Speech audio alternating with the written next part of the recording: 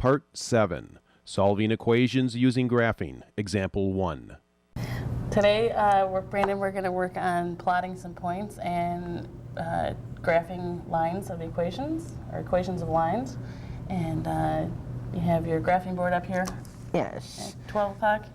And then your worksheet in front of you, and your braille, and your braille light if you need to make some calculations or do anything like that. Yes. So, why don't we start with number 1? Just tell the camera what it says. But I thought we were going to describe the graphing Well, you board. can describe it as you're going along plotting the points. Oh, okay. Okay. Problem number 1. Okay. Plot the points. And let's just start with the A. Right. Letter A. Negative 3, 5. Okay. You can pull that closer if you need it. Yes. Let's move the brailler out of the way.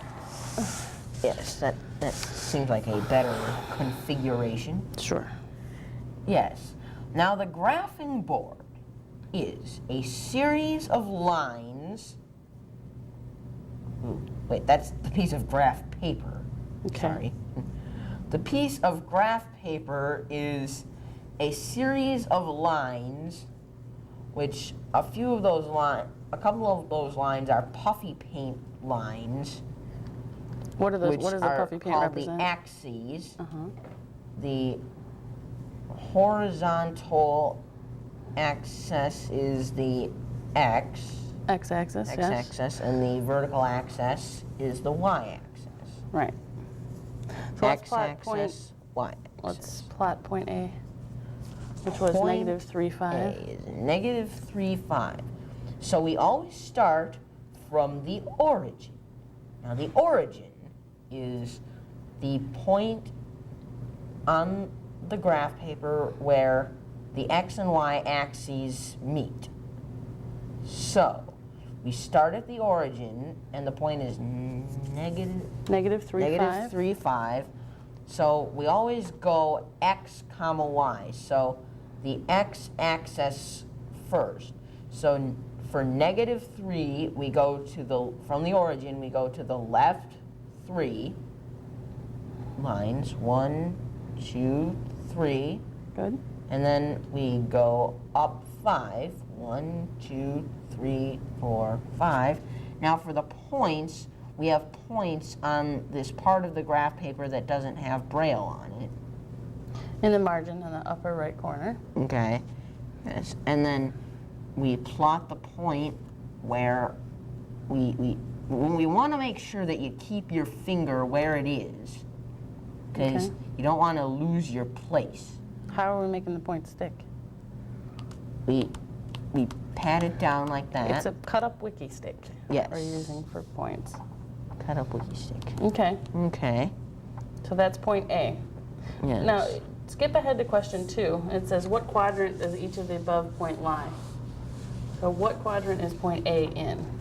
So point A would be in quadrant 2. Right. Good.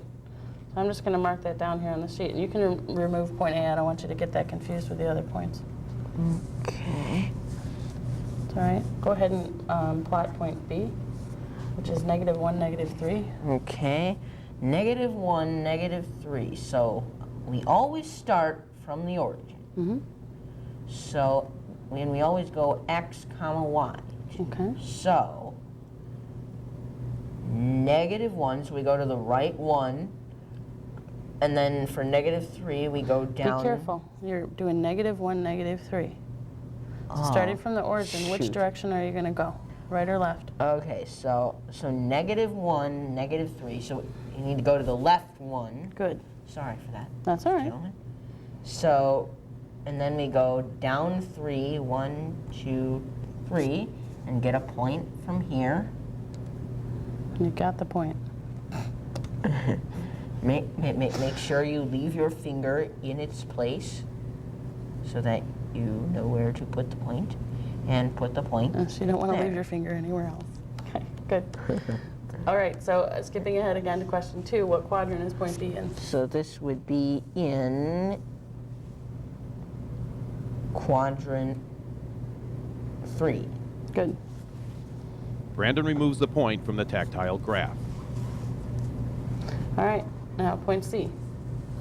That would be 0, 4. So 0, 4. Now we always go x, y. So now, since it's 0, we just stay right at the origin. And then a positive 4, we go up 4. 1, 2, 3, 4. Take a point.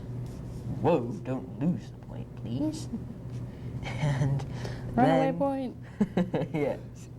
And then we plot the point. Good. Make sure it All sticks. right, what quadrant is that in? That would be, Trick question. yes, it's on the axis. Which axis? The y is it? axis. Right, so does it have a So quadrant? it doesn't have a quadrant. Good. A plus. How about point D? That would be 4, 2. Okay, so put that point off to the side there. And 4, 2, always going, again, x, y.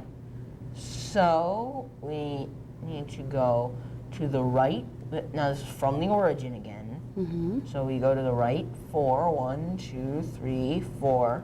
Go up 2, 1, 2. Take a point from the, what do we call that? Is The that upper right corner. The upper right In the corner. margin. In the margin. And we stick it down Good. on the spot. What quadrant?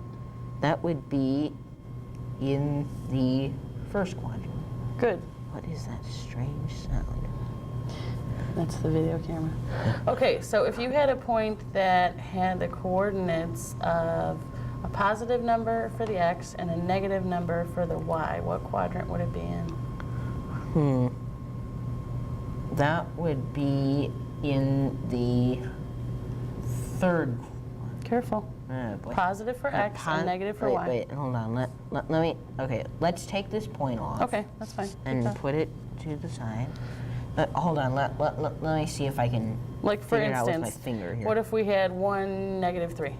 Okay, let's use that as our example. Okay. Then. Okay, so 1, negative 3. So then that would be in quadrant 4. Good.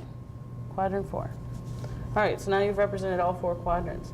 Yes. So on your piece And- of paper, you want to mark your answers so that when we're in class, you can check your own homework. So obviously, you're not going to mark anything for question 1. You want to write down the answers to question 2. Okay? So go ahead and do that in your brailer, or on the brailer. Don't worry, I'll help you. I have it written down. Okay. Okay? So just write. So what quadrant do each of the above points lie? Right. So you're going to put 2A. And that was quadrant 2, you said? Okay. Yes. Okay. Quadrant. Now remember, when you're writing the quadrants, we write those in Roman numerals. Oh, So they're I's. I guess I haven't written very many That's okay. quadrants. It doesn't. She's not really picky about that, so Okay. either way is fine. All right. Point B was in quadrant 3. Yes. So Point B. B is quadrant 3. Quadrant 3. Roman numerals. Double dot 6. Okay. And then quadrant point C. You can do these on the same line. Save some space. Yes, that's what I am doing. Save a tree. Yes, please. Yes, make sure you do on the same. Right. C. So C. It had no quadrant. And So put none. None. And then D was the first quadrant. Was quadrant I. Yes. It's a capital letter I, by Yes. the way. All right.